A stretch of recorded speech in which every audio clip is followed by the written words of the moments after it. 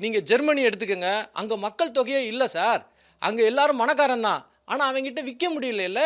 அதனால தான் அந்த ஜெர்மன்காரன் இங்க வந்து சாமான விக்கணும்னு நெனைக்கிறான். அங்க ஆளே இல்ல சாமி. 158 50 கோடி பேருக்கு மேல இங்க இருக்கிறோம். ஆனா, இவன் என்ன சொல்றான், மொத்தம் 30% மக்கள் தான் வாங்கும் சக்தியோட இருக்கிறாங்க. மிச்சவங்கலாம் வாங்கும் சக்தி இல்லாம இருக்கிறாங்கன்னு.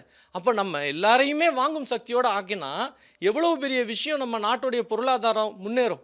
இத இது வந்து நாம புதுசா கண்டுபிடிச்சதா தயவு செய்து நெனச்சுக்க வேணாம். இது நோபல் பரிசு வாங்குன ஒரு பொருளாதார நிபுணர் ஜான் அல்மனார்ட் கெய்ன்ஸ் அப்படின்றவரு கெய்ன்சியன் எக்கனாமிக்ஸ்ன்ற ஒரு புஸ்தகத்தில எழுதியிருக்கிறார்.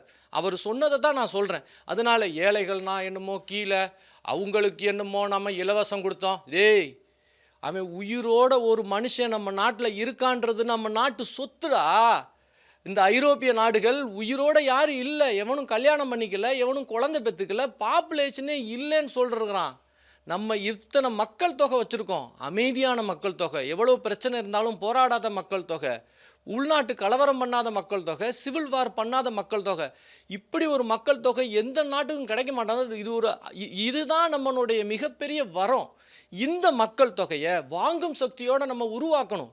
அதுக்கு தான் அரசாங்கங்கள் இருக்கு. அதனால இலவசம்னு நம்ம அத தயவு செய்து சொல்லக்கூடாது சார். சார் ஒரு மனிதனின் செலவு, ஒரு மனிதனின் வரவு சார். ஒருத்தன் செலவு பண்ண தான் சார் ஒருத்தன் வரவு பண்ண முடியும். வரவு பண்ண தான் சார் கவர்மெண்ட்டுக்கு ஜிஎஸ்டி கிடைக்கும், இன்கம் டாக்ஸ் கிடைக்கும். அதனால மக்களுக்கு குடுக்குற பணத்த தயவு செய்து இலவசம்னு சொல்லக்கூடாதுன்னு தாழ்மையோட நான் வேண்டிக்கிறேன் நிச்சயமா. சார். இப்ப அண்ணன் சொன்னதுல ஒரே ஒரு பாயிண்ட் மட்டும் ஆட் பண்ணிக்கிறேன். அண்ணன் சொன்னது இதுக்கு முன்னாடி இருந்த கார்டு எல்லாத்துக்கும் சேர்த்து, நம்ம பார்த்தோம் ஒரு ஒரு தலைவர், ஒரு அரசியல் தலைவர் கஷ்டங்கள அனுபவிச்சுட்டு வந்தா, அவர் எந்த அளவுக்கு சிறப்பாக செயல்படுவார் அப்படின்னு. எப்படி வந்து எம்ஜிஆர் அவர்கள் அந்த மாரி ஒரு வாழ்க்கைய வாழ்ந்தாரோ, இப்ப இருக்கக்கூடிய பிரதமரும் அதே போன்ற கஷ்டங்களை, துன்பங்களை, ஏழ்மையை அனுபவித்து வந்தவர். அதனால தான் மொத்தம் 26,00,00,000 பேர வறுமையிலிருந்து அவரால வந்து மீட்க முடிஞ்சிருக்கு. இந்தியாவுல 26,00,00,000 பேர வறுமையிலிருந்து நரேந்திர மோடி அவர்கள் பிரதமரான பிறகு மீட்டிருக்காங்க. இதெல்லாம் எப்படி அவருக்கு சாத்தியமாகுது? முதல்ல இந்தியாவுல பேங்க் அக்கவுண்ட் இல்லாம இருந்தது. ம். அவர் ஜன்தன் வேணும்னு சொல்லும்போது, அவருடைய அமைச்சர்களே வந்து பல பேர் இது சாத்தியமா அப்படின்னு கேள்வி கேட்டாங்க. மோடி அவர்கள் சொல்றாரு, "சாத்தியமான்னு கேட்கல கண்ணா.